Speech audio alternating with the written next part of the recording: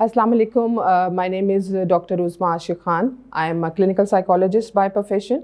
and I'm assistant professor and in charge of Department of Gender and Development Studies, Lahore College for Women University. آج جس topic پہ ہم بات کریں گے وہ ہے جینڈر ان ہیلتھ. امپورٹنٹ ہے ٹاپک بہت زیادہ، اور it's very close to my heart in a sense کہ ہم جینڈر پہ بھی بہت کم بات کرتے ہیں اور ہیلتھ ریلیٹڈ ایشوز پہ بھی بہت کم بات کرتے ہیں. جینڈر کی اگر ہم بات کریں تو it's a socially constructed phenomena, کہ جیسے ہی ہمیں ایز اے فیمیل یا میل ڈیل کیا جاتا ہے سوسائٹی میں، اسی طرح سے ہم ڈفرینٹ ہمارے رولز نارمز جو ہیں وہ آئیڈینٹیفائی کر رہے ہوتے ہیں کہ ہم کیسے بیہیو کریں اور ہمارے ساتھ کیسا رویہ اختیار کیا جائے. اور ہیلتھ سے ریلیٹڈ اگر ہم بات کریں تو اگین ہمارے پاکستان میں اور اوور آل دنیا میں it's a very important issue to be address. اور اس میں اگر ہم خواتین کی بات کریں جینڈر کے ریفرنس سے، ہم سب جینڈرز کی بات کرتے ہیں، ہم ٹرانسجینڈرز کی بھی بات کرتے ہیں جینڈر کے پلیٹ فارم میں امبریلا کے انڈر، اور ہم میلز کی بھی بات کرتے ہیں، فیمیلز کی بھی بات کرتے ہیں، اور ان سب کی ہیلتھ کی بات کرتے ہیں. لیکن جب ہم اسپیسیفکلی ویمن ہیلتھ کی بات کرتے ہیں تو ہمیں اس کے ڈیولپمنٹل مائل سٹونز کی اگر ہم تھوڑا سا فوکس کر لیں تو وہ ایک زیادہ کلیئر پکچر ہمیں نظر آتی ہے. میں آپ سے ایک دو واقعات شیئر کروں گی جس سے آپ کو شاید اندازہ ہو کہ یہ دونوں فنومینا کتنے امپورٹنٹ ہے. ایک بچی آئی ہے ہاسپٹل میں اور اس کو اسکن کا پرابلم تھا اور بہت کرٹیکل سچویشن ہو گئی.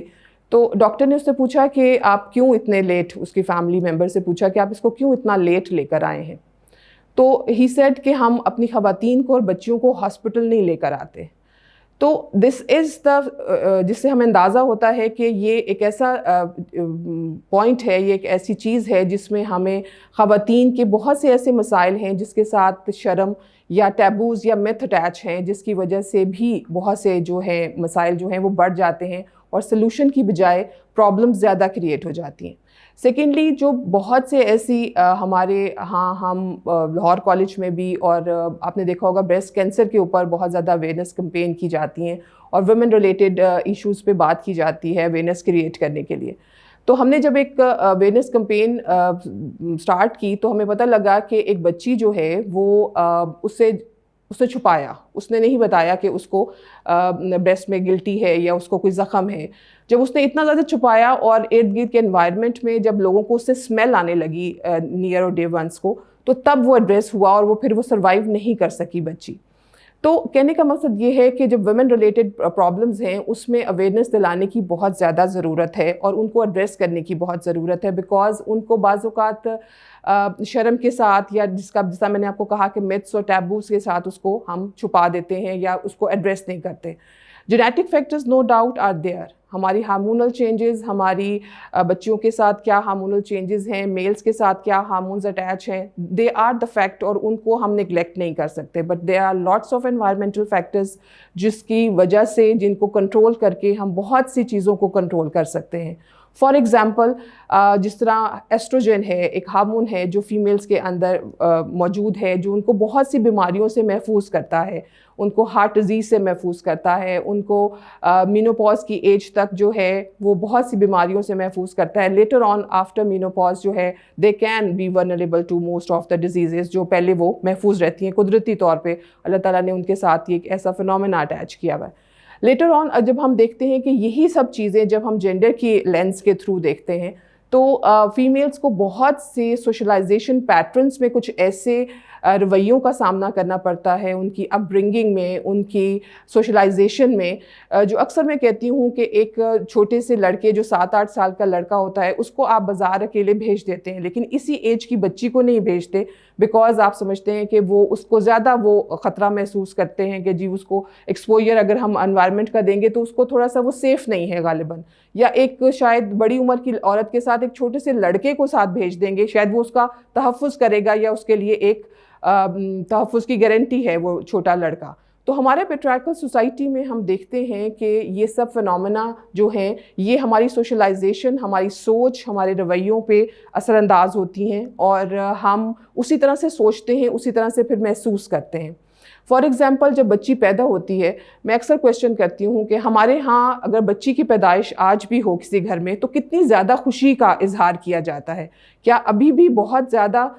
لڑکی کی خواہش نہیں ہے لوگوں کو کہ لڑکا ہی پیدا ہونا چاہیے, اور لڑکے کی پیدائش پہ بہت زیادہ خوشی منائی جاتی ہے. اور لیٹر آن جب وہ بچی تھوڑا سا بڑی ہوتی ہے تو اس کو ایکسپوجر کا ملتا ہے.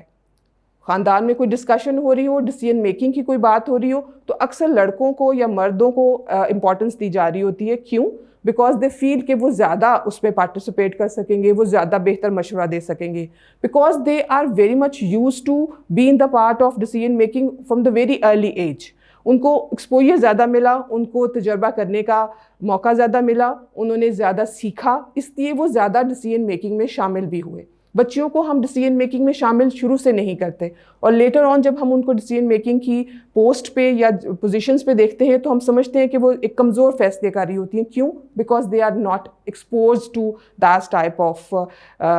سینیریو اور ایونٹس, اور ہم ان کو موقع فراہم نہیں کرتے کہ وہ اس طرح کی کوئی اپنی گرومنگ یا اپنی سوچ میں اور اپنے رویوں میں ایک بہتری لا سکیں. لیٹر آن یہی رویے, یہی جو ہمارے نارمز ہیں, وہ فزیکل ہیلتھ کو تو ہم دیکھتے ہی ہیں کہ اس میں فرق ہے, اس میں ایک تبدیلی ہم اس میں دیکھ رہے ہوتے ہیں خواتین سے ریلیٹڈ. مینٹل ہیلتھ کی اگر ہم بات کریں تو they are very much linked to it, کہ اس کے ساتھ ایک تو مینٹل ہیلتھ کے ساتھ اٹ سیلف ایک میتھ اٹیچ ہے, اور اس کے ساتھ ایک ہائڈ کرنے کا کانسیپٹ اٹیچ ہے کہ جی اگر کسی کو پرابلم ہو گئی ہے تو وہ اس کو ظاہر نہیں کر رہا یا اپنی کمزوری سمجھ کے اس کو چھپا رہا ہے.